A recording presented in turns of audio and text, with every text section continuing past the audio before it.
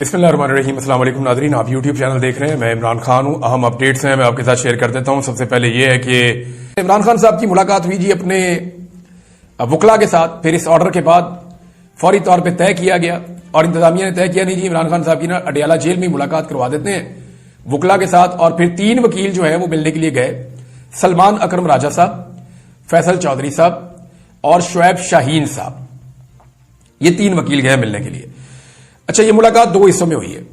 एक जो मुलाकात हुई उसमें शुएब शाहीन और फैसल चौधरी और सलमान अकरम राजा तीनों मौजूद थे। जो दूसरी मुलाकात हुई उसमें जरा अकेले में बात की इमरान खान साहब ने सलमान अकरम राजा साहब से और कोशिश की कि आसपास के लोग ना सुने। अब सलमान अकरम राजा साहब के पास क्या इनपुट है, इंफॉर्मेशन है, मेरी उनसे बात नहीं हुई तो वो मालूमात बाहर आ जाएगी। बाकी लोगों से मेरी बात हुई तो मुझे जो मामला पता चला है इमरान खान साहब के बारे में वो ये है कि अब इमरान खान साहब के चेहरे पर दाढ़ी है, लगभग 1 इंच के करीब उनके चेहरे पे दाढ़ी है। और मैंने ये पूछा जी दाढ़ी का रंग कैसा है, तो उन्होंने कहा जी उनकी दाढ़ी में ज्यादा बाल, मेरे तो काफी व्हाइट है। उन्होंने कहा जी इमरान खान साहब की दाढ़ी में ज्यादा बाल ब्लैक हैं और कम बाल व्हाइट हैं। तो मैंने ये पूछा कि दाढ़ी उनकी घनी है या कम बाल, उन्होंने कहा जी एवरेज है, ना बहुत ज्यादा दाढ़ी घनी है ना बहुत ज्यादा जो है वो खाली है, तो एक एवरेज किस्म की उनकी दाढ़ी है। मैंने कहा जी उनको दाढ़ी कैसी लग रही है? उन्होंने कहा जी कुछ तस्वीरें सोशल मीडिया पे आर्टिफिशियल इंटेलिजेंस के जरिए बना के लगाई गई थी जिसमें दिखाई देता था कि इमरान खान साहब दाढ़ी में और वो बहुत अच्छे लगते थे, तो रियल लाइफ में वो अपनी दाढ़ी के साथ उन तस्वीरों से ज्यादा अच्छे लग रहे हैं। ये दावा किया शुएब शाहीन साहब ने कि इमरान खान साहब बहुत अच्छे लग रहे थे, बहुत खूबसूरत लग रहे थे, बड़े ग्रेसफुल लग रहे थे दाढ़ी के साथ और वो पहले से ज्यादा बेहतर लग रहे थे। सेहत के बारे में उन्होंने कहा जी इमरान खान साहब की सेहत भी बहुत अच्छी है, उनकी स्पिरिट भी बहुत अच्छी है। तीसरा उन्होंने बताया इमरान खान साहब को अभी तक कोई बाहर की इंफॉर्मेशन नहीं मिल रही। इमरान खान साहब के अखबारात अभी भी बंद हैं, उनका टीवी अभी भी बंद है, उन्हें कोई मालूमात की फराहमी नहीं है। हालांकि वो साबिक वजीर आजम है, उन्हें अखबारात मिलने चाहिए लेकिन नहीं मिल रहे। इमरान खान साहब को मालूम हुआ अपने वकला के जरिए से कि बुशरा बीबी की बेल हो गई है और वो आजाद हो गई है, तो इस पे उन्होंने खुशी का इजहार किया कि ये बहुत अच्छा हुआ और ये बड़ी ज्यादती थी जो हमारे खानदान के साथ हो रही थी, उन्हें कुछ रिलीफ मिला। अपनी बहनों के बारे में उन्होंने पूछा तो इस पे इमरान खान साहब ने इन दोनों चीजों पे बात की, इनके बारे में इन्हें इल्म नहीं था और उन्होंने बताया कि मुझे अपनी बहनों से या अपनी बीवी से भी नहीं मिलवाया गया, मेरी तमाम मुलाकातें बंद रखी गई हैं। 26वीं आईनी तरमीम का क्या बना, इमरान खान साहब ने यह भी पूछा। तो इस पे उन्हें बताया गया इमरान खान साहब को ये 26वीं आईनी तरमीम जो है वो पास हो गई है और इमरान खान साहब ने इस पे अफसोस का इजहार किया। जो खबर इसके बाद मेरे पास लिखी हुई मौजूद है मैं आपको पढ़ के सुना देता हूं कि साबिक वज़ीर आज़म इमरान खान की अडियाला जेल में वकला से मुलाकात हुई जिसमें उन्होंने 26वीं आईनी तरमीम पर इजहार अफसोस किया। मौलाना फजलुर रहमान के किरदार पर उन्होंने तहफ़्फ़ुज़ात का इजहार किया।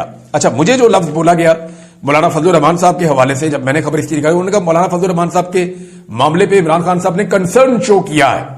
उन्होंने पूछा कि क्या मौलाना ने वोट डाला या नहीं डाला, तो जब पाकिस्तान तहरीक इंसाफ के वकला ने कहा जी डाला है, तो इस पर इमरान खान साहब ने कंसर्न शो किया कि ये उन्होंने ठीक नहीं किया। इमरान खान साहब ने पूछा कि मेरे लोग बिके या मेरे लोग टूटे, तो उन्हें बताया गया कि 2 लोग सेनेट से, जरका और फैसल, जबकि उन्हें बताया गया कि 4 लोगों ने वहां पे वोट किया है आपकी जमात में से, और इसके अलावा भी बताया गया कि कुछ और लोग हैं जिनके नाम भी आ रहे हैं। तो इमरान खान साहब ने कहा कि लेकिन इस सारे के बावजूद कौम आपके साथ खड़ी है। ये इमरान खान साहब कह रहे हैं, ना कोई अखबार ना कोई टीवी, लेकिन पूरा यकीन है कि कौम उनके साथ खड़ी है। बहरहाल जो इमरान खान साहब का बयान उनकी पार्टी ने जारी किया है उनके अपने ट्विटर अकाउंट पे, वो मैं आपको बता देता हूं कि इमरान खान साहब ने जेल में क्या कहा। मेरा अपनी पूरी कौम, अपने कारकुनान और पार्टी क़यादत को पैगाम है कि आपका कप्तान आज भी सीना तान कर खड़ा है, आपने घबराना नहीं है।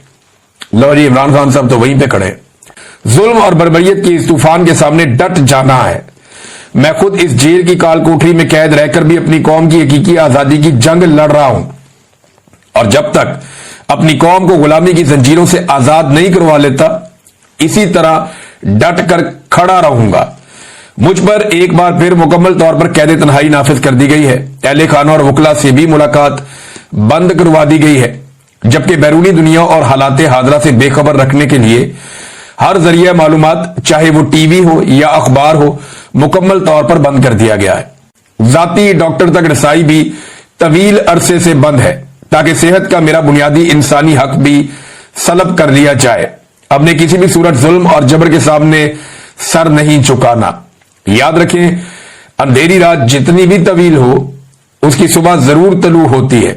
اس ظلمت کی رات کا خاتمہ قریب ہے. انشاءاللہ انصاف اور آزادی کا سورج جلد طلوع ہوگا. کہ اگر آپ سارے مجھے حلف دے دینا کہ آپ میں سے کوئی بھی اسٹیبلشمنٹ سے رابطہ نہیں کرے گا یا ان کی بات نہیں مانے گا تو میں گارنٹی کرتا ہوں کہ یہ لوگ گھٹنے پہ آئیں گے. یہ ماضی میں اس طرح کے دعوے کرتے رہے ہیں، جبکہ عمران خان صاحب کا موقف یہ ہے کہ جن لوگوں نے وفاداری نبھائی ہے وہی ان سیٹوں کے مالک ہیں. زبردستی ان سے یہ سیٹیں چھینی گئی ہیں.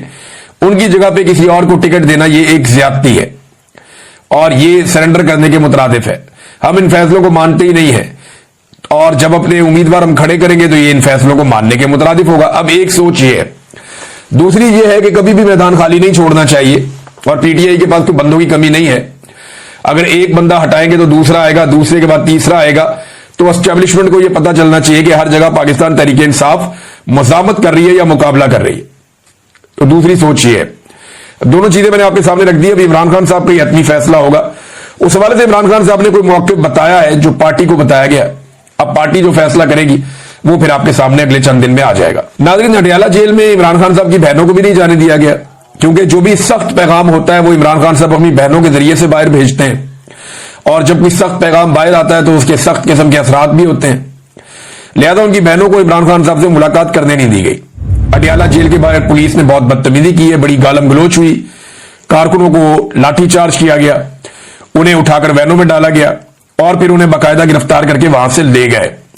مجھے لگتا ہے کہ یہ جو بدتمیزی کی گئی ہے جیل کے باہر، یہ بدلہ لیا جا رہا ہے اس درگت کا یا اس عزت افزائی کا جو جاپان میں ٹک ٹاکرز کی ہوئی ہے پاکستانیوں کے ہاتھوں. کیونکہ پاکستانیوں نے جاپان میں ٹک ٹاکرز کی بڑی ٹکا کے عزت افزائی کی ہے اور یعنی یہ ان کو اس صورتحال کا سامنا کیوں کرنا پڑ رہا ہے؟ جعلی حکومت ہے نا، ان کے پاس مینڈیٹ نہیں ہے تو لوگ ریئیکٹ کرتے ہیں. اگر کوئی حکومت مینڈیٹ کے ساتھ ہو اور وہ جائے اور ان کے اوپر لوگ ایسے کریں تو ہمیشہ اس کی مذمت کرنی چاہیے. لیکن یہ لوگ، ان کے پاس مینڈیٹ ہی نہیں ہے اور جب مینڈیٹ نہیں ہے تو لوگ ریئیکٹ کرتے ہیں کہ جب ان کو تو ہم نے ووٹ ہی نہیں دیا، یہ کہاں سے ہمارے پیسوں سے پھر رہے ہیں، ہمارے پیسے لے کر کہاں پہ گھوم رہے ہیں. تو وہ ان کو ایسے دیکھتے ہیں جیسے کوئی چور جا رہا ہے، پھر وہ ان کے ساتھ زیادتی کرتے ہیں. بہرحال اس کے بعد ایسا لگتا ہے کہ اڈیالہ کے باہر بدلہ لیا گیا، کارکنوں کو مارا کٹا گیا، انہیں گھسیٹا گیا، گاڑیوں میں ڈالا گیا، ان پہ تشدد کیا گیا، پھر انہیں گرفتار کر لیا گیا، بلکہ یہ بھی کہا جا رہا تھا کہ ان کو تھانے جا کے پھر مارو. اب یہ ایک ظلم ہے. دیکھیں، قائد اعظم کی تصویریں لے کر لوگ نکلتے ہیں، لوگوں پہ مقدمات درج ہو جاتے ہیں. کتنی افسوسناک بات ہے. عمران خان صاحب کی بہنیں وہاں پہ موجود رہی سارا دن. انہوں نے بڑی کوشش کی کہ عمران خان صاحب سے ان کی ملاقات ہو جائے، لیکن ان کی ملاقات عمران خان صاحب سے نہیں کروائی گئی. اور علیمہ خان صاحبہ نے کہا کہ ہم اپنے بھائی کے لیے پریشان ہیں. کوئی شوق سے تو